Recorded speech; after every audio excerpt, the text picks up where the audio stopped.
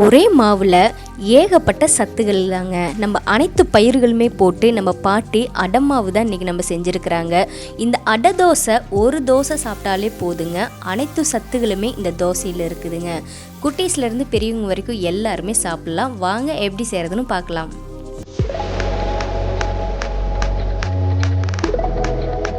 அடை மாவுக்கு தேவையான பொருள் எல்லாமே நம்ம சேர்த்திக்கலாங்க. கடலைப்பருப்பு 1 டம்ளர் சேர்த்திருக்கிறாங்க பாட்டி. சுண்டல் 1 டம்ளர் சேர்த்திருக்கிறாங்க. பச்சை பாசிப்பருப்பு 1 டம்ளர் சேர்த்திருக்கிறாங்க. உளுந்தம்பருப்பு 1 டம்ளர் சேர்த்துறாங்க.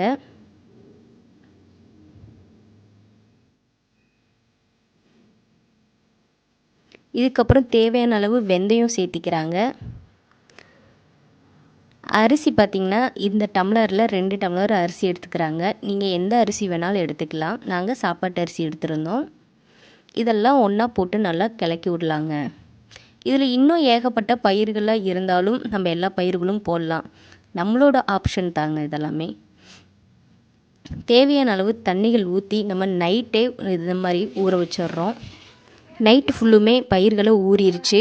நம்ம பார்த்திங்கன்னா துவரம் பருப்பு இது கூட சேர்க்காம விட்டுட்டோம். அதனால் காலையில் நேரமே எழுந்திரிச்சு ஊற வச்சுட்டோம். அதையும் நல்லா கழிஞ்சி இது கூட சேர்த்திக்கலாம். இது எல்லாம் ஒன்றா சேர்த்து நல்லா தண்ணியை விட்டு நல்லா பாட்டி வந்து கழிஞ்சு எடுத்துக்கிறாங்க. கழிஞ்சிட்டு நல்லா செக்கெல்லாம் கழுவி நம்ம செக்கில் போட்டு ஆட்டிகிட்ருக்குறாங்க. எந்த ஒரு பயிர்களும் எதுவுமே நம்ம ஆட்டினா செக்கில் ஆட்டுறப்ப தான் அதுகளோட முழு டேஸ்ட்டும் அதில் கிடைக்கணும்னு நம்ம பாட்டி சொல்கிறாங்க. பூண்டு 1 கட்டை பூண்டு சேர்த்திருக்கிறாங்க. சோம்பு, சீரகம், வரமிளகாய், கருவேப்பிலை, தக்காளி இது எல்லாமே நம்ம சேர்த்திக்கலாங்க. இந்த அடைக்கோடை இதெல்லாம் சேர்த்தி ஆட்டி சாப்பிட்றப்ப இன்னும் சூப்பராகவே இருக்கும். 1 கைப்பிடி அளவு நம்ம சின்ன வெங்காயம் நம்ம பாட்டி தொளிச்சு எடுத்து வச்சுருக்குறாங்க. அதையும் நம்ம எல்லாமே நம்ம இது கூட சேர்த்திக்கலாங்க. நம்ம ஆட்டிகிட்ருக்கிற இந்த அடை மாவில் நம்ம இந்த மாவு வந்து எத்தனை பேர் சாப்பிட்லான்னு பார்த்திங்கன்னா ஒரு 5-6 பேர் பக்கமாக சாப்பிட்லாம்.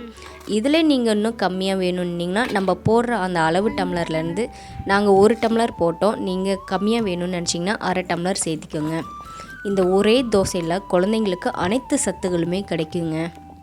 இந்த சுண்டல், பாசிப்பருப்பு இதெல்லாம் வேக வச்சா சில குழந்தைங்கள்லாம் சாப்பிட மாட்டாங்க. இந்த மாதிரி மாவாட்டி நல்லா தோசை சுட்டு கொடுத்தா ரொம்பவே விரும்பி சாப்பிடுவாங்க. அவ்வளோதாங்க, நம்மளோட பாட்டி வந்து அந்த அடை மாவை நல்லா ஆட்டி எடுத்துட்டாங்க. இது கூடவே இன்னொரு கவனம் இருக்குது. நம்ம அதையும் நம்ம சேர்த்து ஆட்டலாம். மொத்தமாக போட்டு நம்மளால் செக்கில் நிறைய ஆட்ட முடியாது. ஏன்னா நம்ம கொஞ்சமாக ஊற வச்சோம்னா அது நிறைய உற்பத்தி ஆகுது. இந்த மாதிரி எல்லாம் தோண்டி எடுத்து மூடி எடுத்து வச்சுக்கலாங்க. இன்னும் கொஞ்சம் இருந்த அந்த பருப்புகளை இது கூட சேர்த்தி இது கூடவே நல்லா உப்பும் தேவையான அளவு சேர்த்தி நல்லா ஆட்டி எடுத்துடலாம். இது நல்லா தோண்டி அதே மாவுக்குள்ளே போட்டு அந்த செக்கையும் நல்லா கழுவிடலாங்க. அந்த தண்ணியில் எப்போவுமே பார்த்திங்கன்னா அந்த காலத்துலலாம் வந்து செக்கில் நல்லா கழுவி அந்த தண்ணியை எடுத்து ஊற்றுவாங்க. அதுவும் ஒரு டேஸ்ட்டாக தான் இருக்கும். இந்த மாதிரி நம்ம பாட்டியும் செக்கெல்லாம் நல்லா கழுவி அந்த தண்ணியை எடுத்து இந்த மாவில் எல்லாம் ஒன்றா ஊற்றி அதை நல்லா பிரட்டி விட்றாங்க. அடை தோசை பொறுத்த வரைக்கும் இந்த மாவை நம்ம ஆட்டின மயத்துலேயே தோசை ஊற்றக்கூடாதுங்க. ஒரு 2-3 மணி நேரம் வச்சுருந்து அதை நல்லா பொங்கினதுக்கப்புறம் தான், இந்த மாதிரி நல்லா பொங்கி வந்ததுக்கப்புறம் தான் நம்ம தோசை ஊற்றணும். நம்ம ஆட்டின மயத்துலேயே ஊற்றினோம்னா பச்சை வாசம் அடிக்கும், தோசை நல்லாவே இருக்காது. இந்த மாதிரி நல்லா பொங்கினதுக்கப்புறம் நம்ம எப்பவும் போல் நம்ம தோசை ஊற்ற ஆரம்பித்தோம்னா சூப்பராக இருக்குங்க.